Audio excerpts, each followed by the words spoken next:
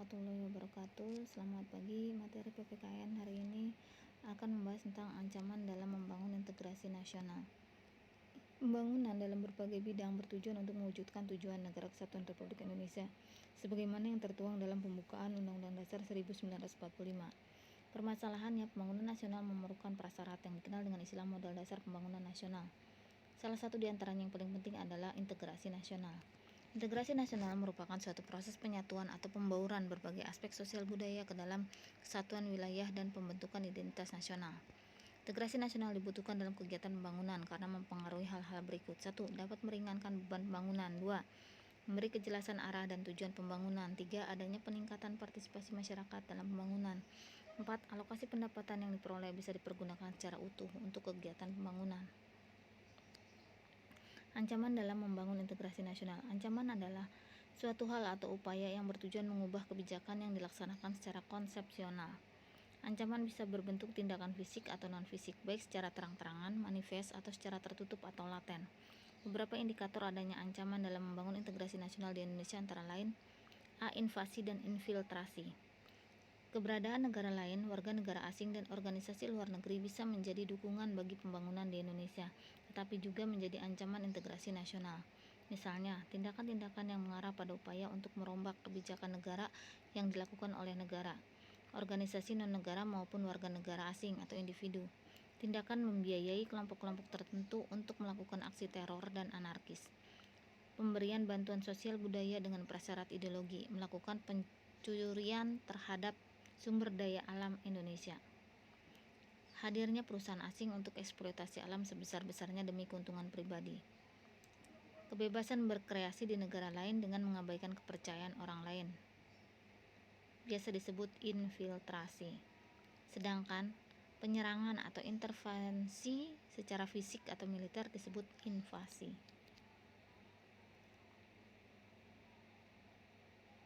Kemajuan teknologi transportasi, komunikasi, dan informasi. Kemajuan teknologi komunikasi, informasi, dan transportasi memudahkan manusia untuk berinteraksi dan memperoleh informasi dengan mudah dan murah.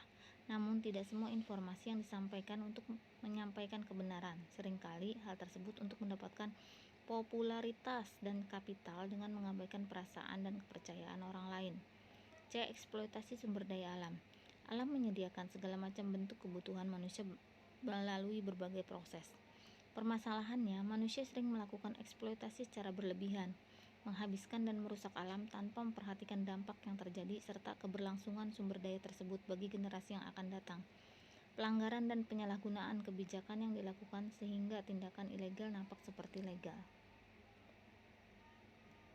D. Penetrasi di bidang ekonomi. Negara Indonesia memiliki sumber daya yang unggul, baik sumber daya manusia maupun sumber daya alam. Dari sisi ekonomi, merupakan potensi yang sangat menguntungkan, terutama sebagai tempat untuk kegiatan produksi yang murah sekaligus pasar potensi. Pihak pemodal atau asing selalu berupaya mewujudkan kepentingannya dalam memperoleh keuntungan sebesar-besarnya. E. Penetrasi ideologi atau paham. Perkembangan teknologi komunikasi dan informasi membuka ruang terbuka berbagai ideologi seperti kapitalisme, fanatisme, neoliberalisme pada masyarakat Indonesia. Penetrasi yang dilakukan secara halus dan sistematis dalam bentuk infiltrasi pada berbagai macam kebijakan menjadikan tidak terasa kalau keputusan tersebut menyebabkan terjadinya disintegrasi bangsa, termasuk penetrasi ideologi yang dilakukan dalam bentuk berbagai macam tindakan teror, seperti proses pendidikan kepada generasi muda untuk menjadi militan dan fanatik atau merasa diri berbeda dan lebih istimewa dibandingkan dengan yang lainnya, sehingga membatasi diri untuk berinteraksi dan berkelompok dengan yang lainnya. Tantangan dalam membangun integrasi nasional. Tantangan adalah suatu hal atau upaya yang bersifat atau bertujuan menggugah kemampuan. Wujudnya bisa berbentuk tindakan fisik atau non-fisik yang dilakukan baik secara manifest atau laten. Beberapa tantangan dalam membangun integrasi nasional sebagai berikut. 1. Percobaan invasi asing. Contoh manuver yang dilakukan oleh Angkatan Bersenjata negara tetangga di wilayah NKRI.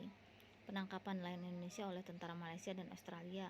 Hukuman mati WNI dan TKI yang diduga melakukan tindak pidana dan kriminalitas di negara lain. Kedatangan imigran gelap di Indonesia. Masuknya berbagai jenis narkoba. 2. Korupsi, kolusi, dan nepotisme atau KKN. 3. Kriminalitas. Hambatan dalam membangun integrasi nasional.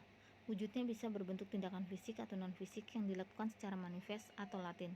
Beberapa indikatornya sebagai berikut. A. Konflik dan persaingan. Konflik dengan segala bentuknya, misalnya tawuran, perang antar suku dan antar pendukung kontestan peserta pemilu atau pemilu kada, konflik adat dan antar wilayah, kabupaten atau kota. B. Kriminalitas. C. Kemiskinan. D. Eksklusivitas kelompok. D. Penetrasi budaya dan ideologi. F. Separatisme. Gangguan dalam membangun integrasi nasional. Gangguan adalah suatu hal atau upaya yang mengusik kelangsungan kehidupan ideologi bangsa dan negara. RI. Beberapa bentuk gangguan dalam membangun integrasi nasional sebagai berikut. 1. Sosial ekonomi masyarakat Indonesia yang beragam memicu munculnya kesenjangan dan kelompok eksklusif yang tidak mau berinteraksi dengan kelompok lainnya. 2. Sumber daya alam yang minus menyebabkan masyarakat bertindak apa saja untuk memenuhi kebutuhan hidup, diantaranya melanggar kebijakan negara dan mengambil hak milik orang lain. 3.